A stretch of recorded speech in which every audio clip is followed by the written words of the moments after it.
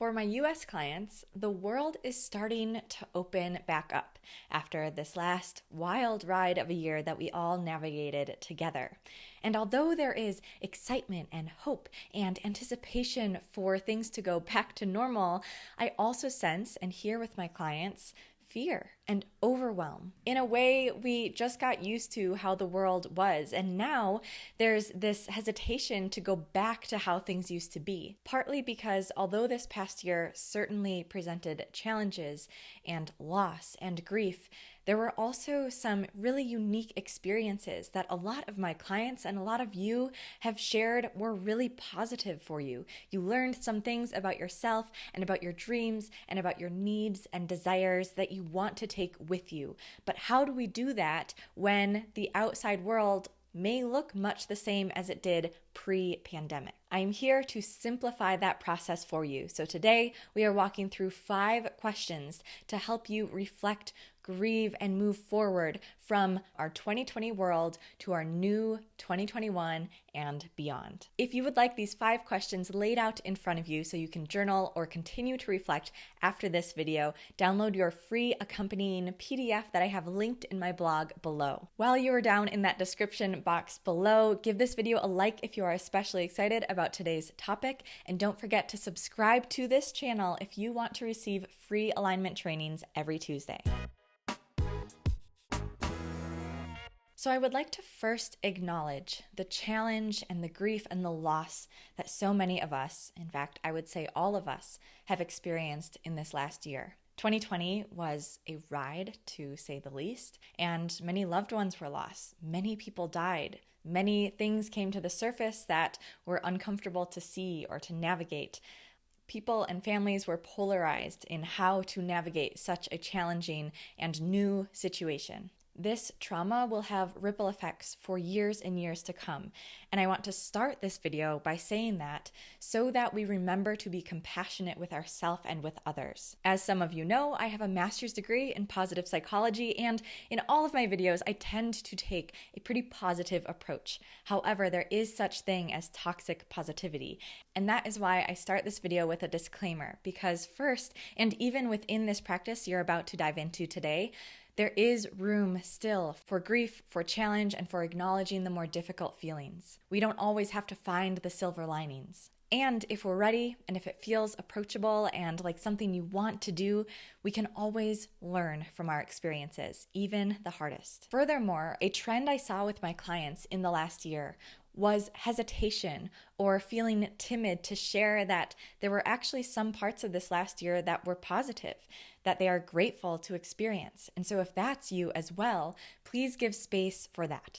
In sum, all experiences are welcome here, all emotions. Even if we pull these lessons and these learnings from this last year, that doesn't mean that's the only thing that we're focused on. So moving into the 5 questions today. And again, you can download that free PDF to have these right out in front of you, especially if you love to journal with these questions after these videos. I created these questions based on the themes I was finding with my clients, which was a sense of overwhelm for how do we navigate now a sudden full schedule, a sense of grieving what they're losing from this past year, or grieving just what all has happened in the past 12 months, and a sense of newfound understanding of who they are and a new way that they may want to approach life based on the things that they learned in this unique last 12 months. So how do we carry that into our future? The first of 5 questions is, what are you afraid of?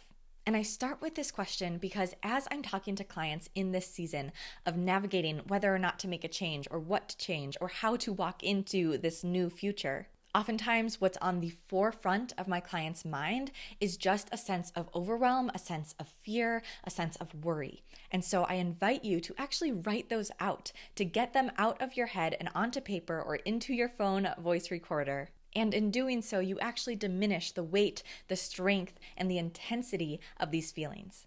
Think of this as step 1 of clearing the clutter of a room before redesigning it. So with prompt 1, just get it all out there. There's no judgment. There's nothing to fix. There's nothing to solve. Just write it out or record it out, and then do something that feels good to set those aside as we go into the rest of the prompts. The rest of these prompts are walking us through time.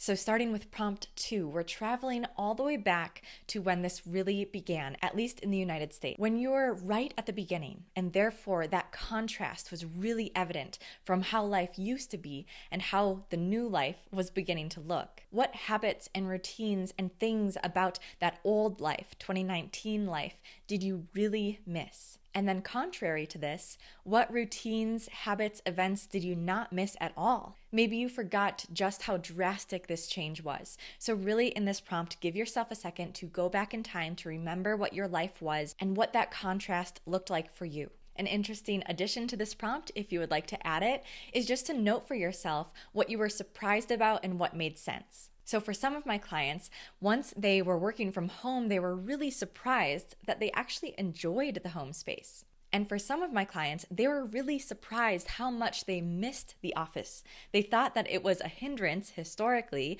going into the office, but once they were locked at home, they realized the aspects of the office experience that they actually really enjoyed. So again, as always, this is unique to all of us and our own unique preferences and desires.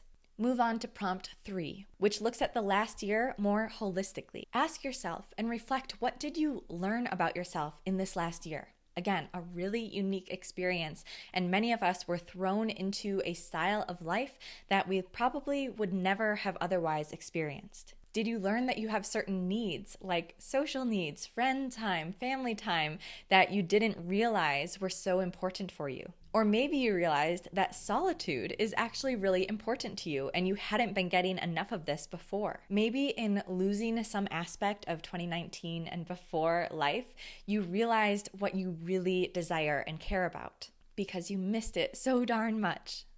Or maybe you had extra time on your hands and you conjured a new dream and vision for your life. Continuing with that big picture theme, let yourself for a moment grieve what you are losing from this last year. As things open back up, what will you miss? Or maybe what experiences occurred in the last year that you are still grieving now and will be grieving moving forward, such as losing a loved one, or ending a relationship, or changing careers. As you give space for grief and for loss, also give space for gratitude looking forward. And lastly, for question 5, we are tying it all in a little bow as much as possible by asking yourself, what discovered benefits of quarantine do you want to take into your life moving forward? And really pinpoint for yourself in this prompt, what is one way you can do this? Create a plan, a good enough plan for now. It can always change, but set something up for yourself so that this goes beyond reflection and can actually occur in your life. Don't feel overwhelmed with this question because you have already done the work.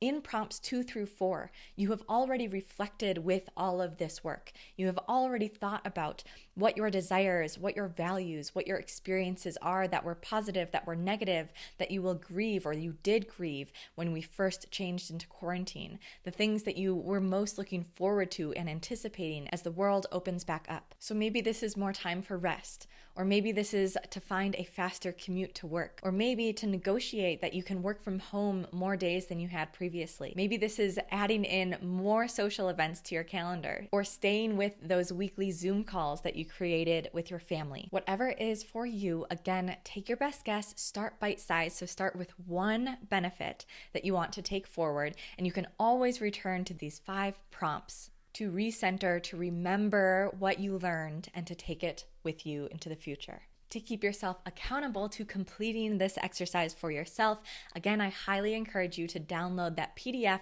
that accompanies this video. It is free and it is linked in my blog below. If you love this type of work based in positive psychology and centered around living your most authentic, fulfilling life, then I highly encourage you to check out my newly released book. It is called Ready Enough: Your 7-Step Guide for Life's Hardest Decisions, and you can read chapter 1 immediately for free, and this is also linked in the description below. I would love to say hi to you, to appreciate you, to express my gratitude for you showing up and watching this training, so say hi in the comments, and if you haven't already, like this video, subscribe to this channel, and share this video with a friend who you think would benefit from this practice as well. That is all from me today. My name is Marin Lauka. I am the owner of Yes and as a coach, author, and speaker, I empower you to release those false expectations and limiting beliefs for what life should be so that you can step into your true potential and experience fulfillment. Next week, I am sharing prompts to help you discover